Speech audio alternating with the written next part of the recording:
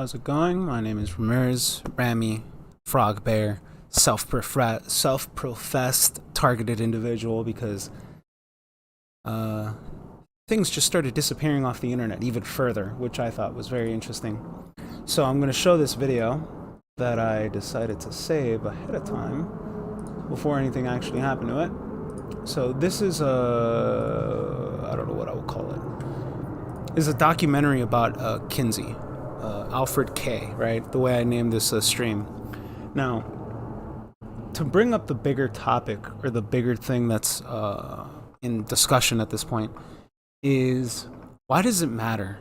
Well, it's almost been 100 years, and this has only progressed even further, right? I actually should have brought up the other video that I'm going to make a video on, but that'll be in the second part. Because I'm just correlating data points.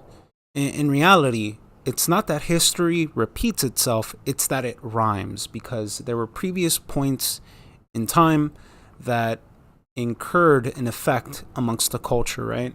So, to bring this up, and I bring it up very specifically because I saw this very thing happen to me and other various parts of my family. There were stories that I was hearing from my cousins. Right, I think the first time that I really met my father's side of the family was when I want to say 13, give or take, somewhere around that time. And when I met my dad's side of the family, there were things that one of my older cousins, specifically one of my older cousins was doing. And as a kid, I was like, why would you do that to me, another guy, when it makes no sense, right? And I won't say what it is, but there is this weird. Where did the idea incur from? Where did the imagination for him go that he would think that this would be funny to do? Because I just remember him laughing and all my other cousins laughing, and I was just looking at him like, this is an act of perversion that's way too far out of hand, and you guys are laughing about it. And at the time, right, when I was young, it didn't really make sense. But now that I'm older, and now that I'm understanding that a lot of this stuff occurred it occurs differently for each people, right? I'm going to say corn, because you replace the C with the P, right? Corn. There's a neurological thing that happens, right? And to prove this, I like using previous clips because this one's going to hold some weight to it, so let's play it. Published the Playboy Philosophy, a new morality for the post-Kinsey era. Just as Kinsey had gone all over the country, preaching the message of sexual reform, Hefner followed his example, giving speeches, appearing on talk shows, and speaking in public forums as the pamphleteer for Kinsey's sexual revolution. So what you're saying, Mr. Hefner, is that we should encourage premarital sexual relations? I think that we should encourage the notion that sex can be right and proper in marriage or out of marriage. In time, Hefner set up the Playboy Foundation, which became, quote, one of the major sources of income for the Kinsey Institute. But was Hefner's sexual revolution simply about giving consenting adults the right to alternative lifestyles? This is to preface this. Art, the things you expose your eyes to, has an effect overall and large. Now, the reason why I can say that is because there's I think it's called art.com. It's like some art publication. They even have articles written about how the CIA was using art to instill images, right, symbolism. Using art would then later affect what people were thinking, right? This was one of the things that they said that they were using to fight in the Cold War against Russia and the USSR. And they actually had art galleries in Moscow that were designed to fight off socialism or capitalism and all these other ideas. With that in mind, right, this was a psychological operation that was using government money. To be fair, this was in the 80s, but keep in mind, this happened even earlier than that, because, again, I think science was really mapped out and detailed at some point in time, and it's what inspires and further develops research into these fields. So I'm not saying that this happened in the 80s. I'm not saying this happened in the 70s. I'm saying this happened as early as Kinsey, which was the 30s. But, right, it inspired Hefner to create one of the most influential magazines that really did affect generation through generation. Let's keep going with the video.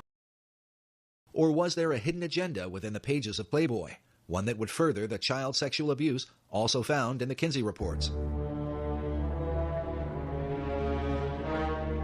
In 1983, Dr. Judith Reisman was appointed by the Juvenile Division of the Department of Justice to investigate the images in Playboy, along with Penthouse and Hustler magazines.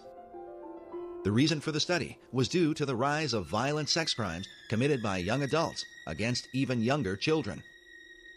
Those who were committing these crimes were often found to have copies of Playboy and Penthouse magazines in their possession. But what could be in these magazines, often thought to be harmless, that would compel young teenage boys to commit violent sex crimes against other children? Dr. Reisman had done a radio interview with Pat Buchanan about her research into Kinsey and the soft porn industry. Soon after, she was contacted by the Department of Justice as part of a joint effort with the FBI.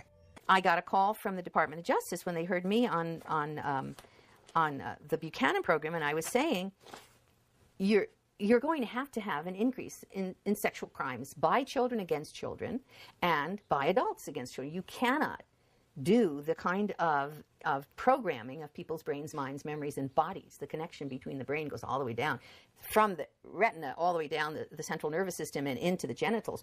You can't show people those kinds of pictures and arouse them in that way and not think that they're going to act out either positively on somebody who agrees or negatively on somebody who doesn't agree. That's what's going to happen, and you just simply can't do that to billions of people at one time, to masses of a population. That's all right. This is a very interesting problem because you already saw that she was appointed in Washington. She went as far as going to the DOJ, and it goes even further than that. She had actual dissertations, or I don't know what I want to call it, but she was actually invited to, where is it? It's very difficult since it's a very long video. Right, and it also shows very graphic images of violence. Violence, including murder. And I really do wonder where this all started, right? I don't even know. 8. The addiction to porn of justice. Okay, yeah, I could go on, but very difficult to find it because it's hard to buffer a long video with such a small, tiny slide. I zoomed in. But to further elaborate on this, she shows images in this documentary of what was inside of Playboy, and they do a scan. I think it was from 1954 to 1970 of all of the magazines that were published around this time period, and there were over 9,000 images that showed children with adults in a variety of different ways, or some of these images also included abuse from parents towards their children. In one case, you saw Santa Claus kind of gunning down a kid. And this goes back, right? I could go back to my memory and think, where were there instances where there were things that were, like, right, I was a young kid, and I was hearing other young children talk to me about some of these magazines, or talk about certain sexual experiences, which is why I can't fully elaborate on my cousin, right? Because he did that to me. But he went even further with one of my other cousins. And just some of the things that we experienced in life was like, where did this occur? Where did this happen? Like, it just gets me to think, what were the sort of materials that they were watching that elaborated in their head that thinking that doing these other things was okay? And I remember some of my cousins not being very privy to how to use a computer, and how to use LimeWire, how to download any of this stuff. And I was a LimeWire kid. I knew how to use LimeWire, but I was using it to download Dragon Ball Z movies. I was using LimeWire to download songs. I was using LimeWire for a different purpose. And it was through interacting with my cousins that they taught me a different way to use LimeWire, a different way to use the computer. So very interesting. And it's not, this is just our culture. This is American culture. This doesn't fully elaborate to, I could use Japanese culture for an example because I read a lot of manga. And manga to them is a monthly, weekly publication where comic books are weekly published, right? I'm not going to blame shonen or any of the, I think it's shoujo. But what I'm trying to elaborate is they were putting ideas, suggestions, and certain things in these stories. And in Playboy magazine, they were putting full-on images. One of the images that really freaked me out was it's a picture of a little girl with a monarch in bed, and the little girl is calling her parents. She's like, "Yeah, mom and dad, I'm here with Prince whatever, and he showed me a really interesting time." Like, these ideas are being implemented into the populace of America. Not everyone has good self-control, and in America, we could say that I wouldn't say everybody had a great upbringing during from the 50s on to the 70s, because I don't know. I can judge myself and think that I have a really good grip on myself to not allow myself to do such degenerate shit. But at the same time, that doesn't necessarily mean that across America there won't be outliers, right? When Kinsey was doing his initial research in the 30s, he was communicating with parents that were doing things to their children and giving them very detailed reports, and then sending them to Kinsey for them to publish in his study. So I look at this and think, something's very wrong. Something's very wrong with how you decided what your data points were, what your philosophy was, and your methodology in order to achieve whatever data points you were trying to get. And it gets even worse when you read the actual material. This documentary is 2 hours long, or almost 3 hours long, but it was begrudging to go through with this entire documentary and just see what I was watching, and to fully, to encapsulate what I know about cybernetics, to encapsulate what I know about the studies that later occurred during the 70s.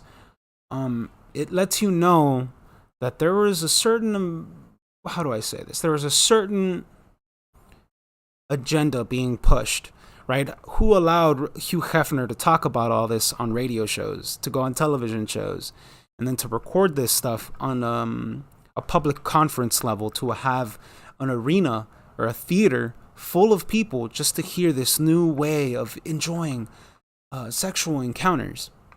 And look at where we're at now. Look at where we are now with the dating pool, with the decrease of marriages, with the decrease of couples, with the decrease of children, and how that further exasperates? I don't know. Right? The way I see this, the populace that was mostly affected was white people, because back in America, or back in those times, white America was still a thing. But what happened? Playboy, Hustler, Penthouse. They started really implementing all of these ideas into men's heads, and what did that lead to? That led to a decrease in the populace of whites. That led to a degradation of these communities, not by a large part, not by like a meaningful degree, but look at the young men now. Look at how they're addicted to corn. Look at how they're addicted to self-satisfying mechanisms. And that's just for men now, right? This has been a device used against men, but if we look at the trend and how this has affected female behavior, our expectations of the bedroom, this is a very interesting domino, because when you knock it over, it just keeps on falling, and it keeps showing that it's almost been 100 years.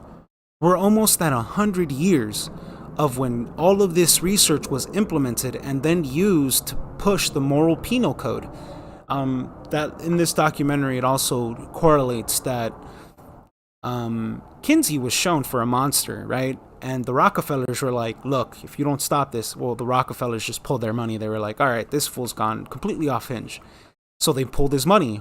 There's a story of what he did to himself in this documentary, and it is well known because there were other researchers in that building that corroborated the story. It gets so much worse. so much worse when you really look at what occurred during this time period.